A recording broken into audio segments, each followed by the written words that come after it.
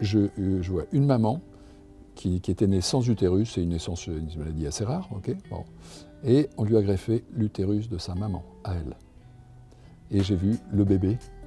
Et elle a pu être à son tour maman. Ouais. Bienvenue, on a le plaisir aujourd'hui d'avoir un invité exceptionnel. Alors vous le connaissez tous, c'est Thierry Lhermitte. Bonjour Thierry. Bonjour Gérald. Bien sûr, l'acteur iconique, Les Bronzés, des films voilà, depuis des années, mais vous êtes là parce que vous êtes le parrain de la Fondation pour la recherche médicale.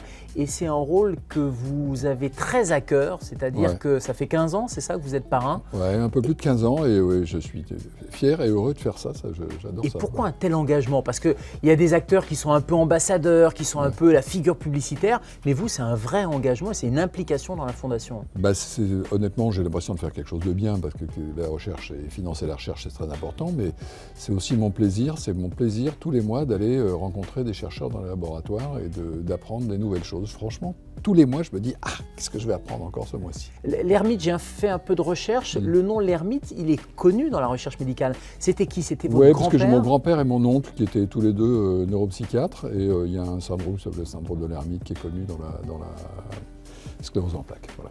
Alors cet engagement, vous l'avez dit, vous visitez des laboratoires, vous visitez des chercheurs pour essayer de comprendre et pour transmettre aussi. On s'est connus sur une station de radio où vous veniez faire une chronique. Vous continuez à faire une chronique sur France Inter avec Ali Rebéi. Sur France Inter, avant c'était au magazine de la santé, j'étais sur Europe 1 pendant un moment. Voilà, donc je vais raconter ce que j'ai vu pendant les visites et puis susciter des dons. Voilà. Donc c'est à la fois intéresser les gens, transmettre, faire connaître le travail des chercheurs et puis demander des sous pour aider la recherche. Concrètement, quelles sont les dernières avancées de projets financés par exemple par la Fondation pour la recherche médicale? Probablement un grand pas sur la douleur chronique. Voilà, c'est un chercheur qui s'appelle Aziz Mokrich à Marseille. Et ce chercheur a découvert qu'il y avait une molécule qui était sécrétée par uniquement certains neurones sensitifs qui envoyait une molécule, qui sécrétait une molécule qui vous faisait aller douleur ou sensation.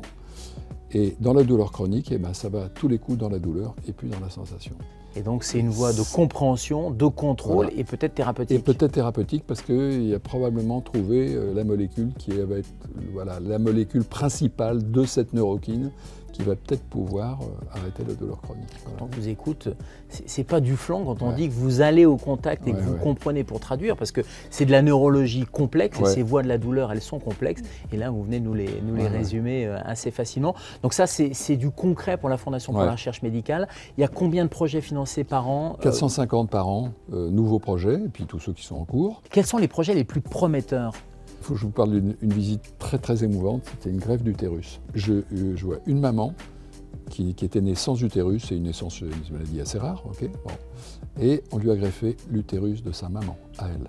Et j'ai vu le bébé.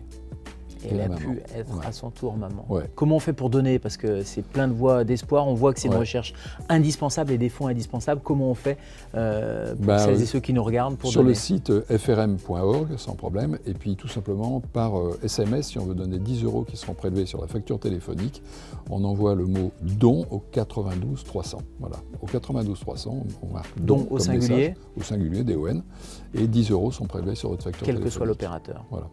Merci Thierry, on va vous écouter une fois par mois dans l'émission d'Ali Rebéi sur France Inter, dans Grand Bien vous fasse. Et merci pour cet engagement et bravo pour cette pédagogie. Merci.